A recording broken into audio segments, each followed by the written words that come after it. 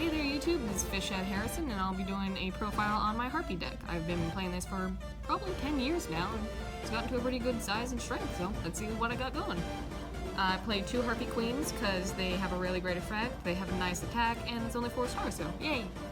I run 2 Dancers because they also have a pretty good effect and they make pretty good Xyz fodder, so.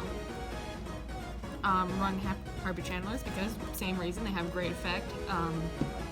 When paired with my pet dragons, I can get out some really nice rank 7s, which I have, and makes for a really nice setup. And there are the 2 said pet dragons. I run 3 Harpists, which I just got my other 2, so my deck is looking very much nicer now. I also run 1 Cyber Harpie because good attack, and 2 Harpie Lady 1s. Only because that their effect gives everything like 300, and since they stack, that's essentially 600 for everybody, so really nice. Everybody gets attack. Yay! For my magic, I run a Soul Charge. That's mostly for emergencies when things get a little hairy or feathery. Yes. I run 1 Instant Fusion because I have a fusion in my extra deck, which I haven't really gotten used to using yet, but you know, training. 2 Pots of Duality because, once again, nice to have.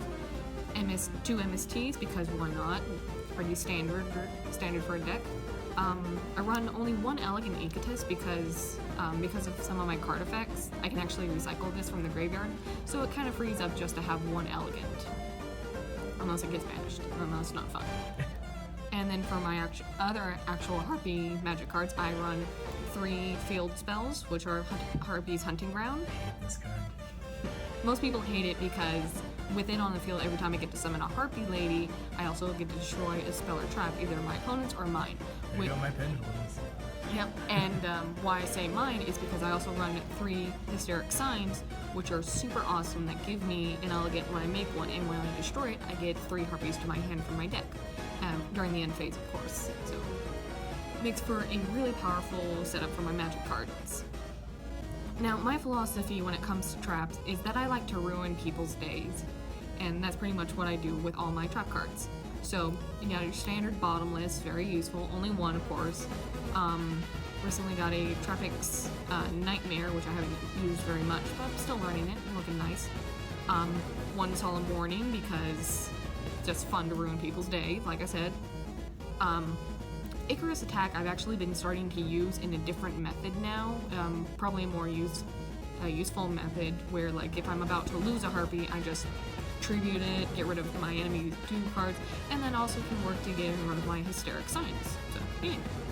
And of course, a Hysteric Party, which is probably like Call of the Haunted on steroids. And basically I just give something up and I can summon as many Harpies as I want, and that also includes to my field spell, so that also getting rid of my enemy spells and traps. So it's pretty harsh. And of course some Spiritual Wind Arps, which kind of do the same thing as Icarus, but a little bit different. And of course Dimensional Prisons because I wanted more bottomless. And now onto my extra deck. Now I got a lot of new ones recently, so bear with me here. This is my 1 Fusion, which kind of goes with the Fusion magic card I showed you earlier. Still kind of learning this one. Haven't gotten into too many methods to where I can use this, but it's a pretty nice card. It's 2,000 attack. Elder Enti Norden. Thank you. You can, what most people do with this card is they instant fusion it, play it, and then special summon a level 4 and immediately go into an Xyz play. Okay. So that's the main use for that card. Sweet. Good down. Yeah. I also run 2 Castels, which most Wind or Wing Beast players kind of have a good idea of what he does.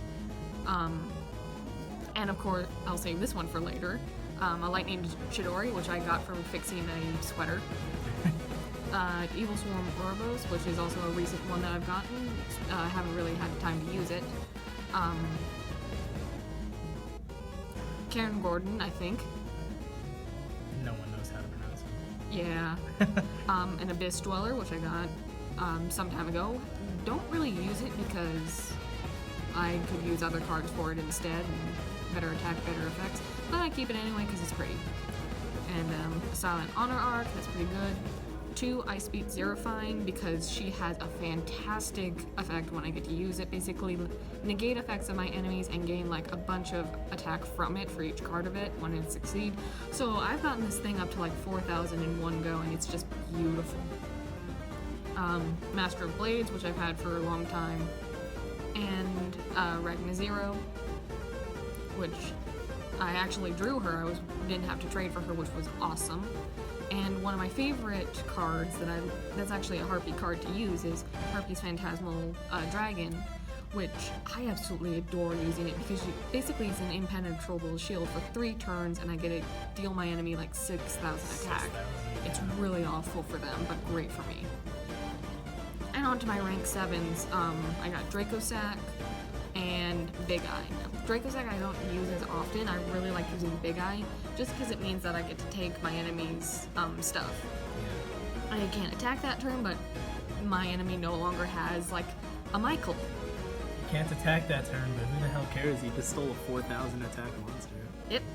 And, like I mentioned earlier, with the help of a Chandler and Pet Dragon, I can basically get these out no problem, so long as my enemy doesn't decide to like bottomless or anything like that while I'm doing my thing. So that's pretty much my deck profile. Yeah, that sums it up. Thanks for listening.